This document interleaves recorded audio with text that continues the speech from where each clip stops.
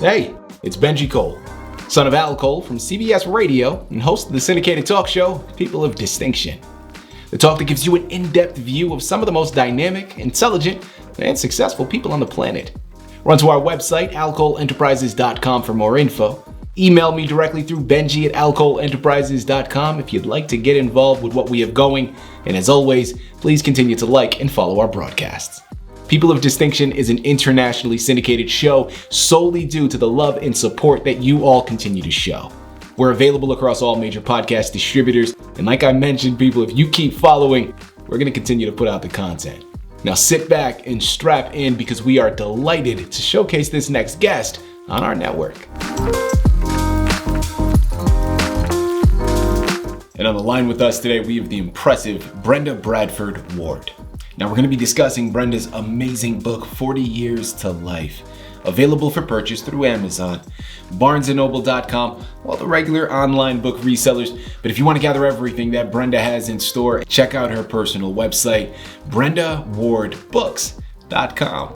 There you're going to find more information on Brenda herself, more information on this amazing book, 40 Years to Life. But while you're at it, people, remember, Brenda has 2 additional books. Now, one has already been released. That one is called The Fallacy of Assignable Gender. There is another book that's still in creation, so you're going to want to check back in frequently to pick it up the moment it becomes available. But I promise you, these 2 books, 40 Years to Life and The Fallacy of Assignable Gender, there's more than enough to keep you occupied.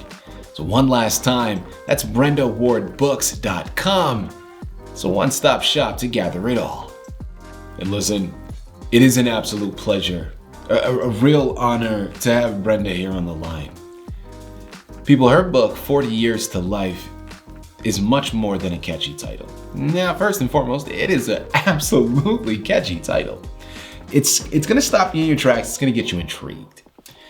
The title gets you intrigued, but the narrative keeps you engaged. This book is packed with deep insight into her personal journey, but it's also going to be utilized as a fantastic piece of education if you allow it to. When we talk about all of the misinformation that is out there when it comes to gender identity, there are going to be a lot of connections that you're going to be able to make, and there's going to be a lot of wisdom that you're going to be able to gain. And at the end of the day, Brenda is the expert for it all. It's her book. She's written it, man. And she is the person of the hour. So without further ado, let's jump right in. Let's bring her here with us. Brenda, first and foremost, welcome to People of Distinction. And thank you very much for being a guest. How are you doing today? My pleasure, and very well, thank you. Brenda, listen, it really is a pleasure. Welcome to People of Distinction. We're thoroughly looking forward to this discussion. I'm sure it's going to be a fascinating one and very educational, as I mentioned in my opening, because when we talk about the transgender community or gender identity issues like the ones discussed in your book, I mentioned in my opening, I know that this is something that has become much more mainstream as of late, but I promise this isn't anything new. These internal conflicts have most likely been happening throughout the entire history of humanity. And absolutely, I think a lot of people don't realize that the condition's history must be as old as humanity. Mm-hmm. It's from utero, essentially from before we were born, that our gender identity, for whatever reason, whatever the mechanism, creates a conflicting gender identity to our physical sex. Mm-hmm. And arguably, I can't imagine anyone who believes we have souls. Well, each person would have one soul, but anyway,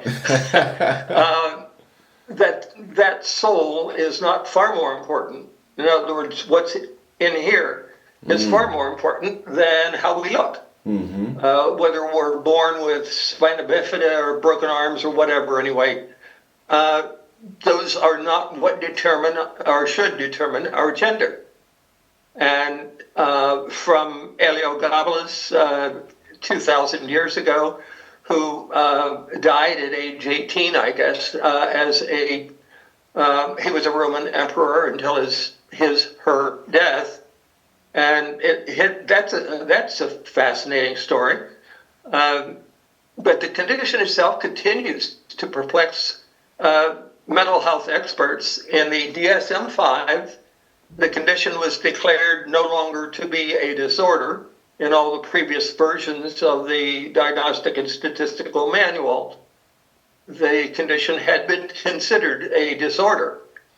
And I think it was Pope Francis, the previous Pope anyway, responding to the Congregation for the Doctrine of the Faith, declared that transgendered people were people with disordered minds. And so the folks behind the DSM decided that, well, we'll do everybody a favor by declaring that gender identity conflict is not a disorder, which could not be further from the truth. Anything that does to someone's life, what gender identity conflict and gender identity conflict suppression has done to mine, if that's not a disorder, disorder doesn't mean anything. Brenda, thank you so much for saying that, right? And listen, this is exactly why I'm saying your book offers so much wisdom for people to take in. You've lived through this, right? This information isn't solely coming from a book or from someone else's opinion. It is coming from your firsthand experience. There's a lot that we're going to uncover here today. Let's jump right in. Your synopsis suggests that your book provides a vivid description of a life in hiding. Now, I want to focus on that because I think that there is so much to that phrase, a life in hiding. I think that's key to all of this. So let's start there. Brenda, what does a life in hiding mean to you in the context of this narrative? The first instant where we decide that we have to hide that gender identity conflict means that we will not disclose it to anyone under any circumstances. So what we present to the public, to our family, to anyone, is a fabricated gender identity that rather meets with the expectations of everyone we've encountered until we can no longer play that stupid game. It is absurd that the person we really are, and gender is a big part of that, of course, but not the only part by any means. When we're suppressing that gender identity, we're kind of half living our lives, driving with the brake on, whatever. We're not able to be fully the people we are. The life in hiding, and I did that for 40 years, the fabricated reality of an ophthalmologist, a race car driver, an airline pilot, a sports writer, an Olympic athlete. All of these wonderful lives, for most people, are not real. They're fabricated. They are things that came from the suppressed identity that transgendered people chose to project, actually as a default position. But the people we loved and who loved us knew us as that other gender identity. And so we hid our real gender identity and played the one they expected us to be. They thought we were. My family was absolutely floored when I was in my 40s and told them that I was transgendered, their initial response was, "What's that?" In other words, there was absolutely nothing my family did that would have encouraged in any way. Mm-hmm. It would have encouraged me to fabricate an identity. They thought they knew me by another name. And so when I had told my sisters and my parents that I was transgendered and what does that mean? Well, I'm going to begin looking differently. Mm-hmm. I had already started taking hormones. I had over 100 hours of electrolysis to go through, and actually had the surgery, gender reassignment surgery, or gender congruent is what they're calling it today, mm-hmm. surgery, was roughly 2 months after I had seen the psychiatrist. And I, to this day, consider myself so fortunate that I was able to find someone in my area who specialized in gender identity conflict and other addictions. And I say "and" because for some people anyway, there are sexual addictions that will mimic gender identity conflict and actually have nothing to do with gender identity conflict. Same thing with transvestites. The whole panoply of human variation still falls into generally one of two genders. Mm-hmm. And I can hear the phone calls beginning now. How dare I say that? But that's been my experience for more than a couple of years now. And I think it is for most people. And that's what makes the most sense, I guess, of gender identity conflict. Mm-hmm. If there were 14 genders, we might think one of the others was more appropriate to us. And we would actually find some mental health experts who might go along with that. And shame on those mental health experts. They don't know gender identity conflict if that's what they believe. The condition is so confounding that it is certainly worthy of 40 years to life and other efforts to try to explain it. And it needs that understanding. It should not be, in my estimation, should not be a political issue. It's not something that is contagious. Mm-hmm. It's not something that could be decreed or eliminated by law. And I say that from a political science background. The very nature of the condition is such that ultimately we're going to have to find something at a neurological basic level that will let people grow up cisgendered. That's a term that's come about since I transitioned, but so that gender identity and physical sex are congruent. That's the common situation for over 99% of people on the planet. Mm. That their gender identity and physical selves are congruent. If anything is a miracle, I think that is. But the fact that there is a small proportion of us for whom that is not true is sad and I think really worthy of attention and resolution. There is a fantastic neuroscientist. Her name is Carissa. I shouldn't attempt the last name. Son Mantu, I think. If you're out there somewhere, please email me. But she was looking at, and I think it's the most natural thing in the world. She was looking for an explanation of what happened to her. Yay.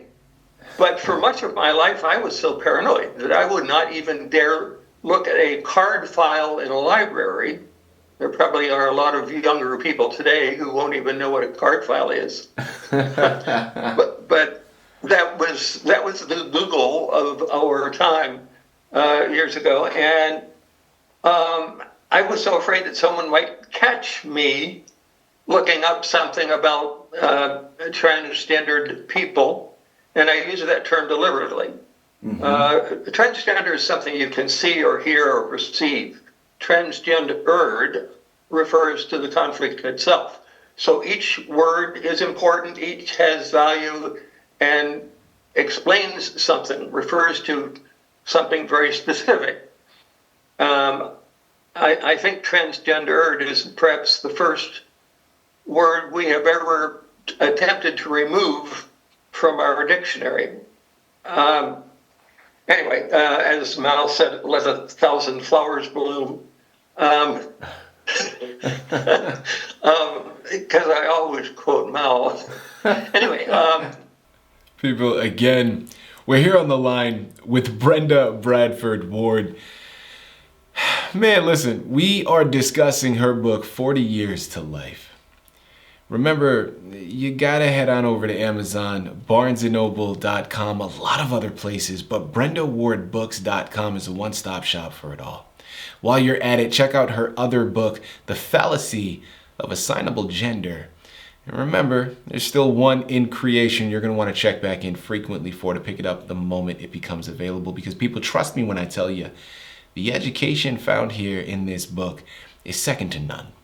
What I love so much about everything that we're discussing is that this entire thing is something that is so personal to Brenda, yet at the same time is accessible to everyone else. You know, just to use myself as an example, I personally may not have all of the vocabulary to be able to articulate this conversation in the most effective manner at this time. Given my background and where I was raised, the generation that I was raised in, this wasn't really something that was discussed. So I find myself treading lightly in areas that I may not necessarily fully understand or grasp because they're new concepts to me. But here's the great part. That doesn't matter. Because really, when we break down what is really being discussed here, it's like what she talked about before. This is about individuals who feel suppressed. Now, obviously, the conversation is much more nuanced than that, but the basic foundation of suppression is something that we all understand. And I can tell you myself, as a black man being raised in this country, I've dealt with my own fair share of suppression, okay? So I can relate to what she's talking about. And I know that from a fundamental standpoint, all of you feel exactly the same way. And I know that through ongoing conversations and discussions like this, we can build a world that is much more accepting to each and every one of us, regardless of backgrounds or beliefs. But it starts with this book. But I promise you, this book is only the precipice to the journey ahead. There is a lot of work that needs to be done, but this book is going to get you started. You know, as we follow through to my next question here, Brenda, who would you say is your target audience with this book? And what message do you hope resonates with them when they're reading it? I had begun, I guess I am a student in a PhD program for sex and gender identity and psychology. The target audience is anyone who wants to know more about the condition. And I would hope that would be a very large portion of the population. The chances are very small that any prospective reader actually is transgendered.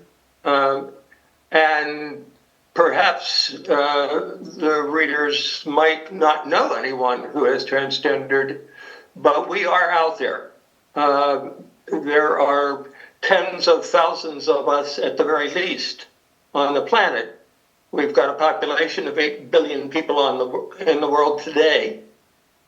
So, the math is straightforward. It's fewer than 1% of the population, but it's still people who have lives who are real, or at least the personas they're projecting are real. And I would think you would want to know who you're talking to. You're going to take all kinds of clues, visual clues someone projects, but if they're not intending to show you who they really are, you're probably not going to know it. My decision to finally disclose the fact that I had a conflict and I wanted an answer. I didn't know what it was going to be. I didn't self-diagnose in terms of gender identity conflict. I actually thought the conflict might be something else. And I was so glad that I got a diagnosis, not an affirmation. And I think that's an important distinction, and would certainly suggest, if possible, that people not decide on their own whether they are transgendered or not. Beyond that, anyone who cares about people.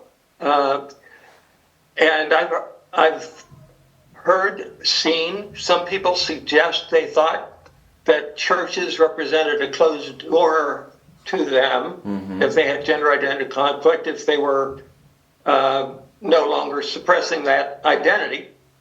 And I have never found that to be the case. Churches exist to help people, and people by their nature are sinners. So if this is a religion plug, so be it. And it's religion itself, his promise to love us is real, and we need to be able to lean on that. By the same token, though, there's not a lot written in the Bible about how do I resolve gender identity conflict. When Paul is talking about some of the vexations of the flesh, he's not talking directly, at least as far as we know, about gender identity conflict. And of course, the people who wrote the Bible, just by simple math, almost certainly were not gender identity conflicted.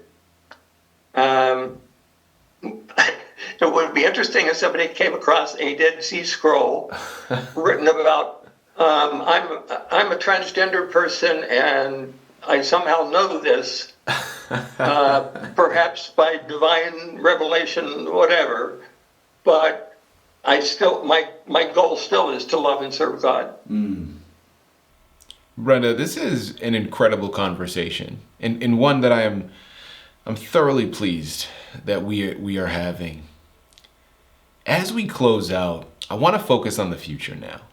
All right, listen, we know about your background. We know about this amazing book. We know that you have another book that's already published and one set to be released very shortly. Well, now let's focus on even further than that. What's next for you, Brenda?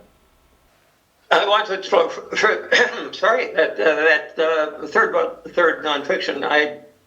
I have a novel that I have worked on as well, but the third nonfiction is going to be about the condition of self-transgendered in America, I believe is the title, and specifically addressing the fact that there is hope. There is going to be a better diagnostic out there, and there is going to be better mitigation.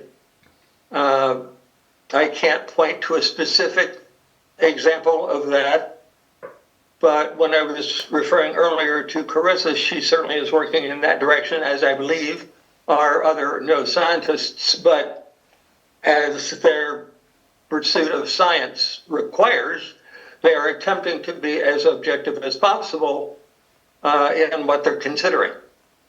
And for those would-be novelists, there are all kinds of fun things that might be done with the idea that somehow it would be acceptable to be experimenting with the human mind to bring gender identity and gender identity conflict and gender identity conflict suppression all into a book that I'm not going to write. that would be something. But the matter itself, I think, is unlike any other in human history. It's not that we're paranoid or psychotic or have some neurosis about dirty glasses or something. It's about essential identity, and there has to be a good answer for that, even if we have to wait 40 years to find it. People, remember, the conversation has just begun. All right, listen, it's Amazon, it's Barnes & Noble, it's BrendaWardBooks.com. It's a lot of other places. You're going to have to head on over there. You're going to have to pick up copies of this magnificent book.